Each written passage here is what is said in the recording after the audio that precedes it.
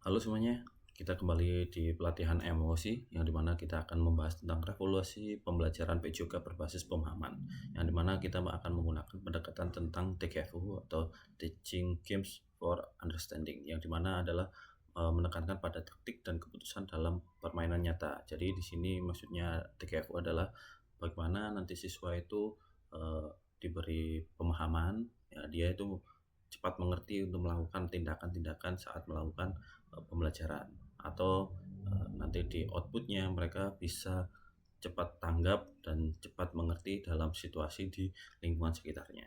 Nah, jadi di sini adalah menggantikan metode tradisional yang pasif. Jadi di sini akan mengupas 6 tahapan TKFU yang berbeda dengan pendekatan taktik atau teknik strategi yang lainnya.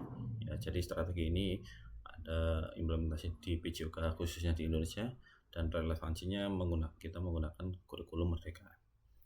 Oke, kita lanjut.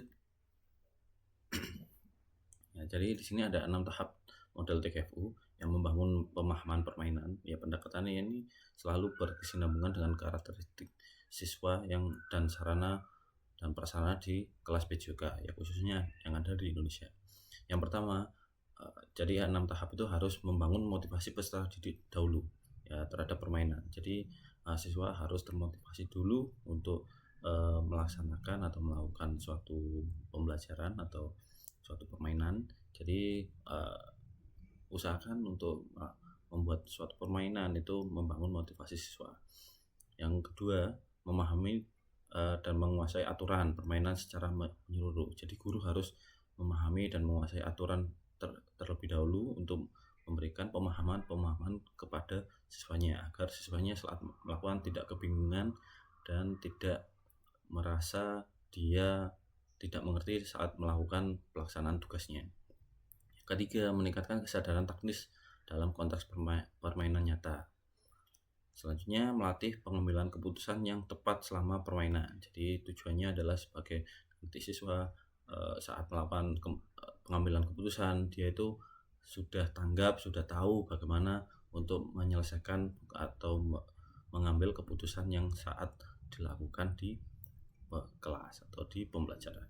Jadi mengasah yang selanjutnya adalah mengasah pelaksanaan keterampilan sesuai dengan situasi permainan.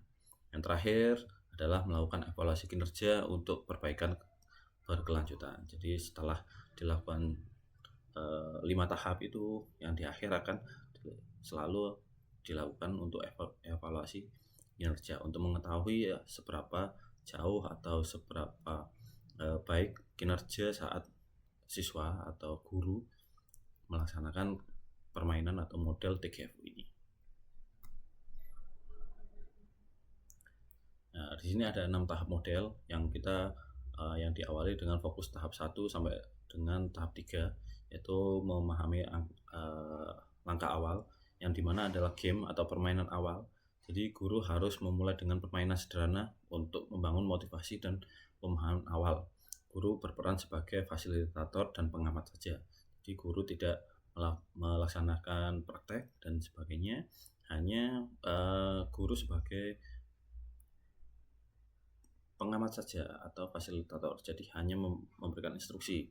Ya, setelahnya di akhir atau di tengah permainan, guru bisa memberikan pengamatan atau komentar yang saat dilakukan di pembelajaran. Yang kedua adalah game appreciation, yaitu pemahaman aturan, yang dimana memperkenalkan aturan dasar yang disesuaikan dengan usia dan kondisi kelas agar siswa memahami peran dan aturan dalam permainan. Yang ketiga, tactical awareness, yaitu kesadaran teknis yang melibatkan siswa dalam analisis situasi permainan, mengenali peluang, dan memahami prinsip taktik melalui pertanyaan pemicu guru. Jadi guru bisa diusahakan memberikan pemantik pertanyaan-pertanyaan yang untuk membangun critical thinking pada siswanya, yaitu mungkin dari bagaimana cara mengatur strategi, bagaimana cara melakukan, terus bagaimana biar tingkat efisiensi saat melakukan itu biar cepat dan tepat. Nah, itu adalah suatu dari tahap taktikal. Jadi ini adalah untuk membangun analisis kritikal untuk siswa. lanjut tahap yang selanjutnya, yang tahap 4 dan 6, yaitu adalah yang keempat ya. Jadi decision making, yaitu pengambilan keputusan. Ya, siswa memilih strategi dan teknik sesuai situasi nyata dengan membimbing guru melalui penilaian reflektif. Yang kelima, skill execution, yaitu pelaksanaan keterampilan ya, yang dimana latihan teknik spesifik diberikan untuk memenuhi kebutuhan situasi permainan secara kontekstual.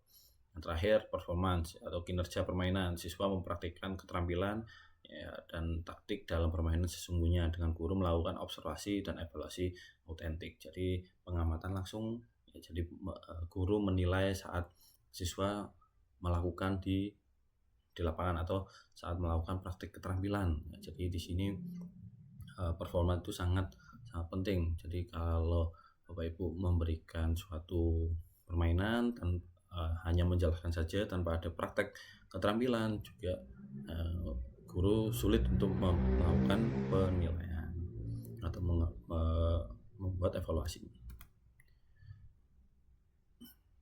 Nah, di sini ada perbandingan pendekatan taktis dan teknik tradisional yang dimana ada aspeknya, yaitu fokus pembelajaran, peran siswa, urutan pembelajaran, motivasi, dan evaluasi. Ya, kalau pendekatan teknik tradisional yang di fokus pembelajaran itu hanya penguasaan gerak teknis secara berurutan saja. Sedangkan pendekatan taktis yang di TKFU yaitu pemahaman permainan dan pengembangan keputusan aktif. Jadi ini lebih terpusatnya kepada siswanya. Nah, terus peran siswa yaitu kalau pendekatan tradisional masih pasif ya, mengikuti instruksi dan urutan teknik. Jadi masih terstruktur, jadi masih berurutan, tidak bisa mengeksplor sendiri peran siswa. Ya, kalau di TKFU aktif terlibat dan permainan dan taktiknya. Ya, terus di aspek urutan pembelajaran, kalau teknik tradisional dari teknik langsung taktik. Ya, kalau di TKFU dia dilakukan permainan dulu. Ya, jadi permainannya hampir mendekati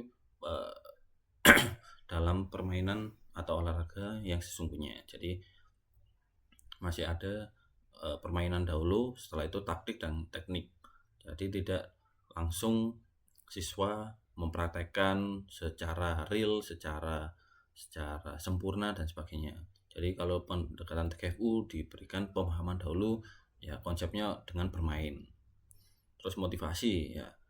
Kalau di teknik tradisional sering menurun akibat repetitif, ya, jadi sering menurun akibat repetitif. Kalau yang di TKFU meningkatkan dengan konteks bermain yang menantang biasanya. Makanya untuk guru-guru, Bapak Ibu sekalian, ya nanti kalau untuk membuat suatu model permainan, yaitu usahakan ada target atau yang membangun motivasi siswanya untuk melakukan. Jadi kalau siswa itu semakin tertantang, dia akan dia akan termotivasi dalam melaksanakannya. Yang terakhir ada aspek evaluasi yang dimana terpisah antara teknik dan taktik. Itu untuk pendekatan tradisional. Ya, sementara untuk TKFU terpadu menggabungkan aspek taktis dan teknik.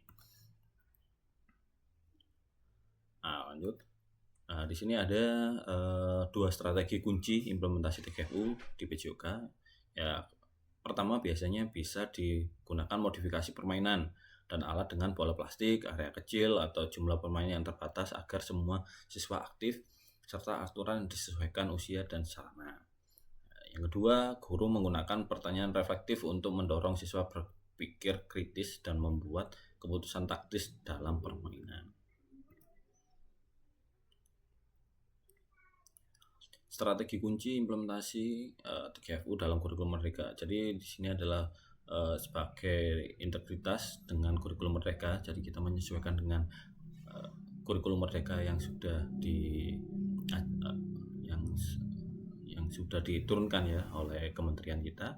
Jadi TKFU mendukung pembelajaran berpusat pada siswa dan berbasis proyek, memberikan ruang eksplorasi strategi, kolaborasi tim serta refleksi hasil permainan. Yang kedua penilaian autentik. Jadi di kurikulum Merdeka itu menyarankan kita sebagai pengajar atau guru PJOK itu menggunakan penilaian yang autentik menggunakan rubrik terpadu yang menilai aspek taktis dan teknis melalui observasi langsung selama permainan. Jadi penilaiannya langsung tanpa ada rekayasa yang bersifat subjektif. Ya, jadi penilaian otentik itu penilaian objektif yang sesuai nyata, real, Bapak Ibu melakukan penilaian di lapangan.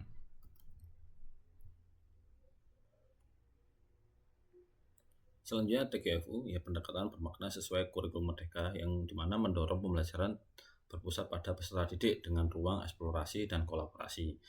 Selanjutnya yang kedua memberikan pengalaman bermain bermakna bukan sekedar latihan teknik saja. Yang ketiga mengembangkan higher order thinking skill atau HOTS ya, melalui analisis, taktik dan pengambilan keputusan. Yang terakhir memperkuat kompetensi sosial seperti kerja sama tim, komunikasi dan sportivitas.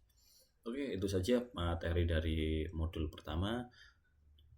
Nanti bisa Bapak Ibu simak lagi di modul kedua. Sekian dari saya, terima kasih.